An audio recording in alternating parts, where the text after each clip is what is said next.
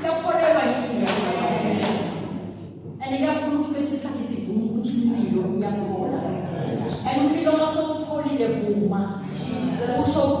umlilo wami sowenze biza uJesu utshela ukuthi inkosi ivuthisa umlilo wami. Amen bazalwane. uNkulunkulu ukuthi uJesu uthi ivuthisa umlilo. Amen bazalwane.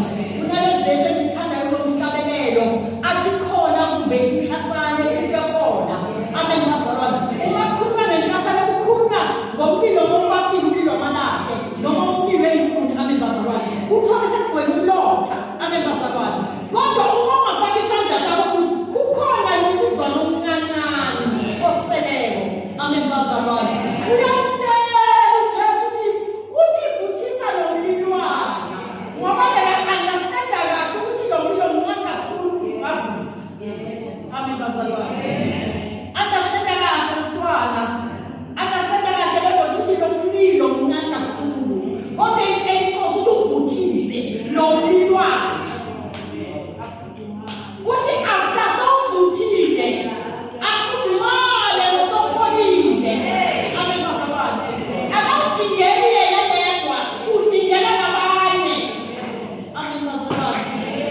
Beyicela inkosi nathi akusena siyitheleni khona abakade banemlilo ivutha kodwa impilo seyipholile. Asibuyelele enkosini siyitshele ukuthi inkosi vuthisa baba pholile lo mlilo futhi umoya kade ngithola isekho. Amen bazalwane. Uthi khona kumbikhasana khuleke ukuthi uNkulunkulu avuthise le nto engekho. Amen bazalwane. Le nto encane wena obekade uyinyaza ukuthi ayiphinde ivuthe. Amen bazalwane. Kodwa uthela inkosi ukuthi yenzeni ayivuthe. Amen. Uthi after seyivuthile nalo bekade sepholile afudumale. Uthi wenze lo mlilo wande afudumale nokade sepholile. Amen bazalwane. Le bese engithandayo.